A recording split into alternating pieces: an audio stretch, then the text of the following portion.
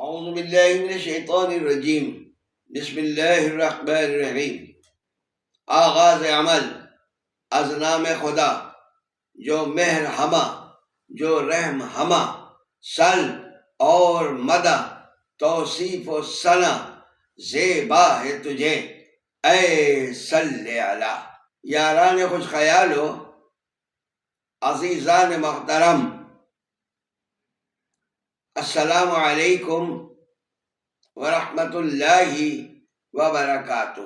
پچھلی نشستوں میں سیدنا صدیق اکبر رضی اللہ تعالی عنہ کی تبلیغ کے نتیجے میں جن اصحاب کرام نے ایمان کی دولت پائی ان کا ذکر مسلسل چل رہا ہے، اور اب یہ ہماری الحمدللہ 31ویں نشست ہے جس میں ہم چند ان بزرگوں کا جنہوں نے ابتدائی دور میں اسلام کو قبول کیا ان کا ہم تذکرہ کر رہے ہیں۔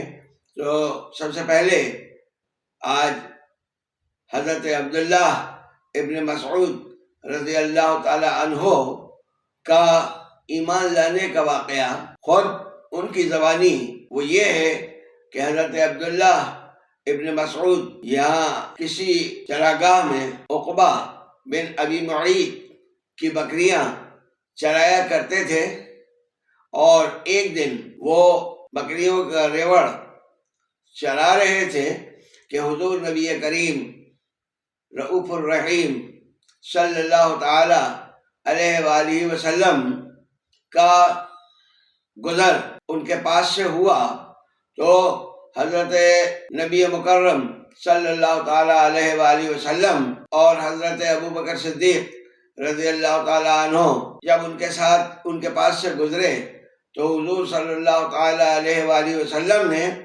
ان کو مخاطب کر کے کہا کہ اے جوان، کیا تم ہمیں دودھ پلاؤ گے؟ تو حضرت عبداللہ ابن مسعود رضی اللہ تعالیٰ عنہ نے فرمایا کہ دودھ تو ہے، مگر میں اس دودھ کا امین ہوں اور امانت میں خیانت نہیں کر سکتا، اس لیے معذور ہوں۔ حضور نبی کریم صلی اللہ تعالی علیہ وآلہ وسلم نے جب یہ جواب سنا تو فرمایا کہ بہتر، کیا تمہارے پاس کوئی ایسی پٹھیا ہے جس نے کسی نر سے ابھی تک جفتی نہ کی ہو؟ تو انہوں نے عرض کیا کہ جی ہاں، اور وہ ایک پٹھیا کو پکڑ کر حضور کی خدمت میں لے آئے، تو حضور نبی کریم صلی اللہ تعالی علیہ وآلہ وسلم نے اس کی کھیری کو پکڑ کر دعا فرمائی، جس کی برکت سے وہ اسی وقت دودھ سے لبریز ہو گئی۔ حضور نبی کریم رؤوف الرحیم صلی اللہ تعالی علیہ وآلہ وسلم نے اس کو دوہا، اور پہلے مجھے یعنی عبداللہ ابن مسعود رضی اللہ تعالی عنہ کو، پھر سیدنا ابوبکر صدیق رضی اللہ تعالی عنہ کو دودھ عطا فرمایا، اس کے بعد خود نوش فرمایا، اور پھر اس کھیری کو حکم دیا کہ سکڑ جا، تو وہ پہلے کی طرح سکڑ گئی۔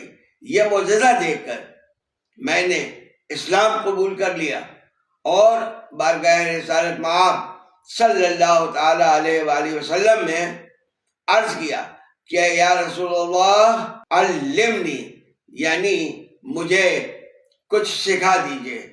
میری درخواست قبول ہوئی، اور حضور پر نور صلی اللہ تعالی علیہ وآلہ وسلم نے میرے سر پر اپنا شفقت بھرا ہاتھ پھیرا اور فرمایا بارک اللہ فیک فإنک غلام معلم، یعنی کہ اللہ تعالیٰ کی برکتیں ہوں تم پر، تم تعلیم یافتہ ہو۔ حضور کے اس ارشاد کی برکت سے حضرت عبداللہ ابن مسعود رضی اللہ تعالی عنہ اصحاب رسول اللہ صلی اللہ تعالی علیہ وآلہ وسلم میں سے ایک جلیل القدر اور معتبر عالم کی شناخت رکھتے ہیں، اور جناب رسالت مآب صلی اللہ تعالی علیہ وآلہ وسلم میں ہر وقت آپ کو حاضری کی اجازت تھی۔ آپ ہر آن حضور صلی اللہ تعالی علیہ وآلہ وسلم کی خدمت میں مشغول رہا کرتے تھے، اور جب حضور صلی اللہ تعالی علیہ وآلہ وسلم غسل فرماتے تو آپ پردہ تان کر کھڑے رہتے، نالین مبارک پہناتے، اور جب حضور نالین اتارتے تو آپ انہیں اپنی آستین میں رکھ لیا کرتے تھے۔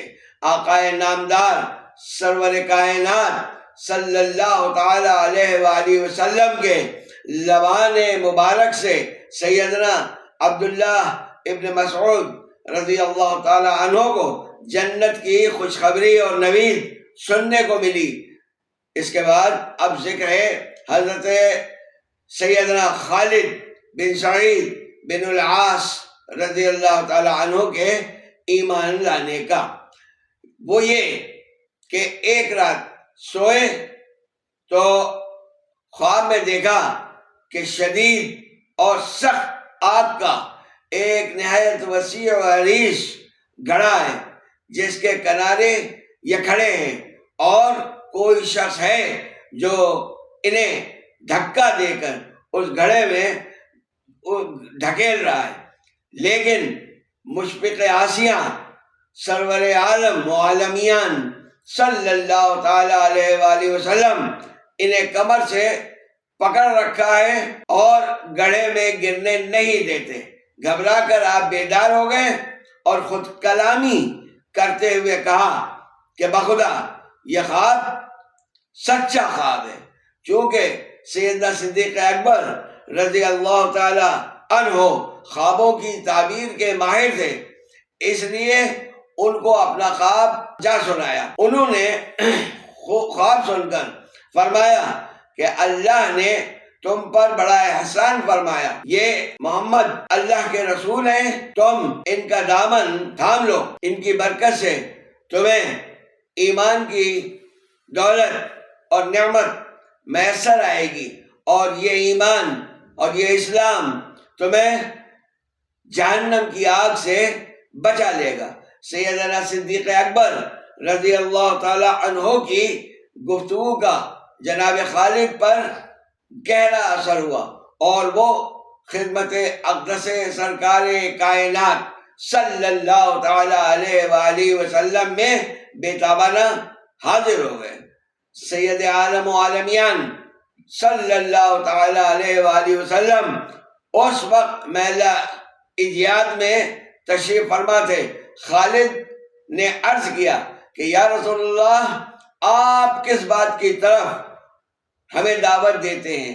جواباً حضور پر نور صلی اللہ تعالی علیہ وآلہ وسلم نے ارشاد فرمایا کہ میں یہ دعوت دیتا ہوں کہ اللہ تعالیٰ کو تم وحدہ لا شریک تسلیم کر لو، مجھے اس کا بندہ اور رسول قبول کر لو، اور جن بتوں کی تم پرستش اور عبادت کرتے ہو ان کی غلامی کا طوق اپنے گلے سے اتار پھینکو، کیونکہ وہ نہ تو سن سکتے ہیں نہ دیکھ سکتے ہیں، اور نہ ہی کسی قسم کا نفع یا نقصان تمہیں پہنچا سکتے ہیں۔ حضور پر نور صلی اللہ تعالی علیہ وآلہ وسلم کے اس مختصر لیکن پرمغز جواب نے جناب خالد بن سعید بن العاص رضی اللہ تعالی عنہ کی روحانی اور قلبی دنیا کو یکسر بدل ڈالا، اور وہ بے ساختہ یہ کہہ اٹھے کہ فَإِنِّي أَشْهَدُ أَن لَا إِلَهَ إِلَّا اللَّهُ وَأَشْهَدُ أَنَّكَ رَسُولَ اللَّهِ، یعنی میں گواہی دیتا ہوں کہ نہیں کوئی معبود سوائے اللہ کے، اور گواہی دیتا ہوں کہ آپ اللہ کے رسول ہیں، رسول خدا صلی اللہ تعالی علیہ وآلہ وسلم کو ان کے ایمان لانے کی بے حد خوشی اور مسرت ہوئی۔ قبول اسلام کے بعد حضرت خالد اپنے والد کے خوف کی وجہ سے چھپ گئے۔ جب ان کے باپ کو ان کی تبدیلی مذہب کی اطلاع ہوئی تو ان کو تلاش کروایا، چنانچہ کھوجی ان کو ڈھونڈ کر لے آئے اور ان کو ان کے باپ کے سپرد کر دیا۔ باپ نے پہلے تو سرزنش کی، سمجھایا، بجھایا، ڈرایا، دھمکایا، لیکن جب کوئی اثر ہوتا نہ دیکھا تو ڈنڈا لے کر ان کے سر پر مارنا شروع کر دیا، یہاں تک کہ ڈنڈا ٹوٹ گیا۔ پھر یہ دھمکی کہ اگر تو باز نہ آیا تو میں رزق کے دروازے تیرے لیے بند کر دوں گا اور تو ایڑیاں رگڑ رگڑ کر ہلاک ہو جائے گا۔ لیکن عشق کا نشہ، اللہ اکبر، باپ کی مار پیٹ، دھمکیاں، تان و تشنا، کڑوی اور کسیلی باتیں نہایت صبر و تحمل سے برداشت کرتے رہے۔ بالآخر ایک روز بول اٹھے کہ ابا جان، اگر آپ میرا رزق بند کر دیں گے تو میرا رب مجھے آب و دانہ فراہم کر دے گا۔ یہ جملہ کہہ کر حضور کی خدمت میں حاضر ہو گئے۔ حضور صلی اللہ تعالی علیہ وآلہ وسلم آپ کی بڑی عزت اور قدر فرمایا کرتے تھے۔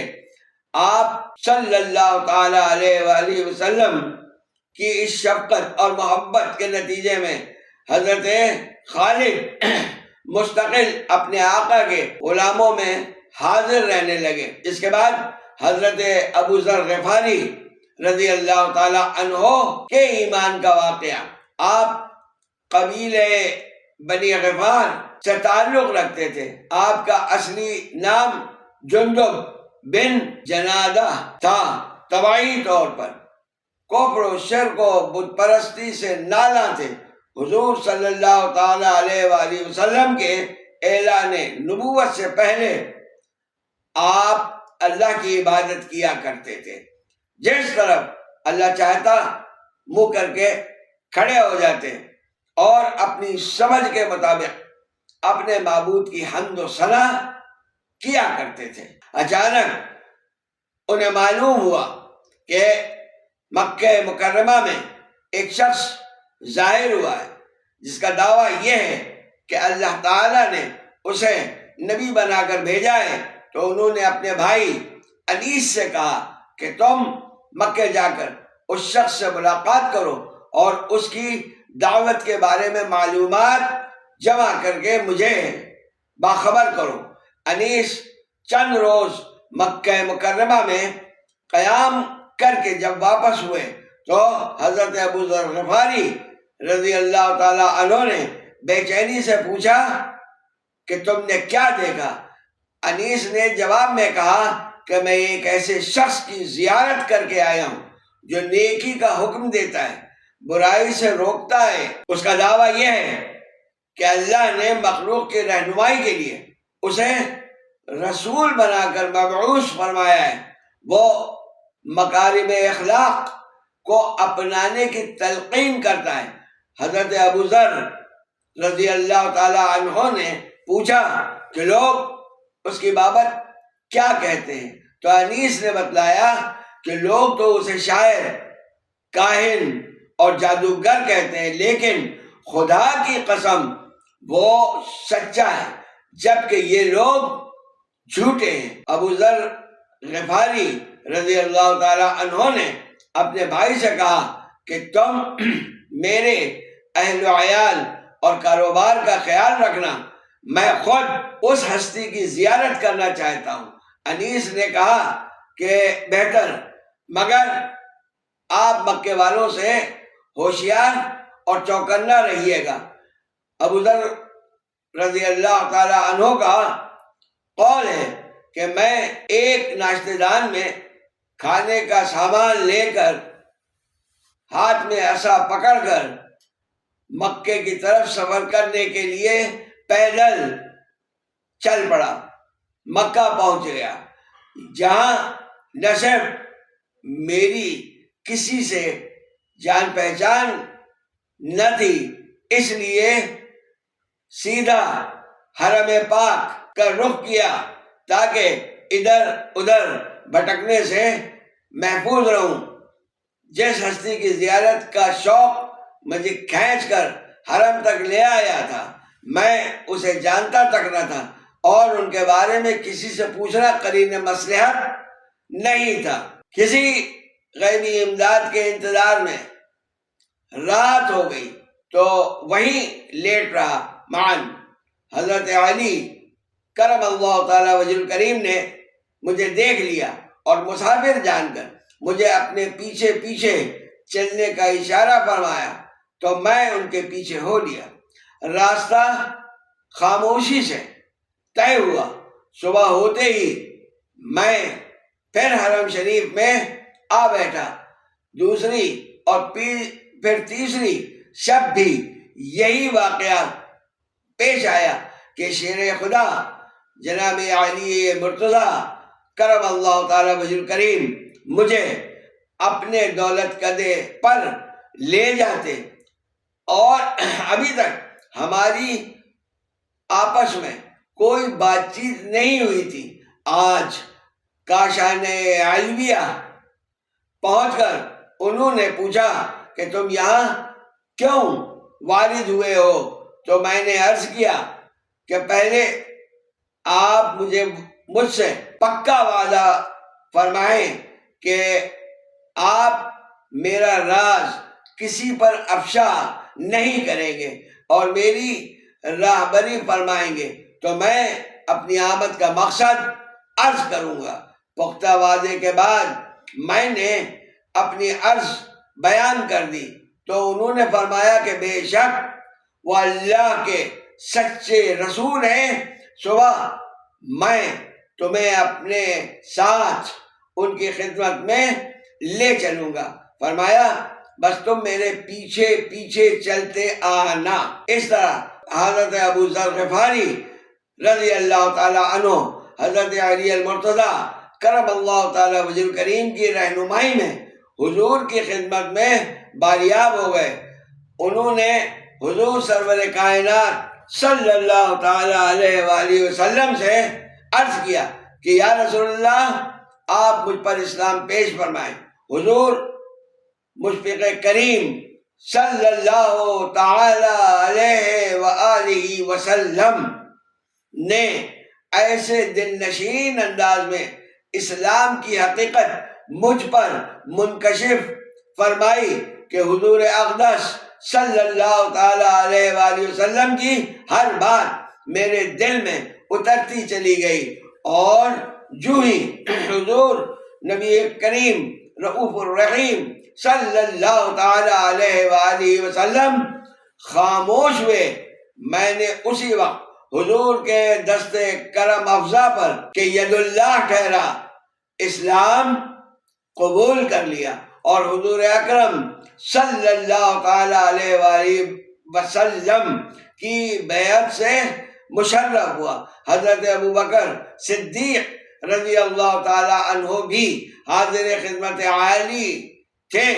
انہوں نے درخواست کی کہ سیدی اپنے غلاموں کے ہمراہ آج رات اس احقر کے غریب خانے پر قدم رنجہ فرمائیں اور ماحضر تناول فرمائیں، جس کو حضور صلی اللہ تعالی علیہ وآلہ وسلم نے قبول فرما لیا اور ابو ذر رضی اللہ تعالی عنہ سمیت سارے احباب کے جھرمٹ میں سرور کائنات فخر موجودات صلی اللہ تعالی علیہ وآلہ وسلم نے کاشان صدیق اکبر میں رات کی دعوت کا لطف اٹھایا۔ حضرت ابو ذر رضی اللہ تعالی عنہ کا کہنا ہے کہ میں نے اپنی زندگی میں پہلی بار اس دعوت میں طائف کے خشک میوہ جات کو کھا کر محظوظ ہوا اور لطف اٹھایا۔ مرشد کریم علیہ افضل الصلاۃ والتسلیم نے حضرت ابو ذر رضی اللہ تعالی عنہ سے ان باتوں پر بیعت لی کہ وہ اللہ کی راہ میں کسی ملامت کا اثر قبول نہیں فرمائیں گے اور ہمیشہ حق بات کہیں گے، خواہ کتنی ہی کڑوی اور بری وہ کسی کو کیوں نہ لگے۔ اور یہ بھی حکم فرمایا کہ وہ مکہ میں فی الوقت اپنے ایمان کو مشتہر نہ کریں اور اپنے قبیلے میں جا کر اسلام کی دعوت اپنے ہم قبیلہ بھائیوں اور دوستوں کو دیں، اور جب ہمارے فتح یاب ہونے کی اطلاع ملے تو ہمارے پاس واپس آ جائیں۔ فی الحال اس دعا کے ساتھ فی امان اللہ الکریم کہ رب کریم تمام مومنین و مومنات، مسلمین و مسلمات کو دارین میں کامیاب و کامران و بامراد فرمائے اور ہر نیک اور اچھی دعا کو ہم سب کے لیے قبول و منظور فرمائے۔ آمین ثم آمین۔ والسلام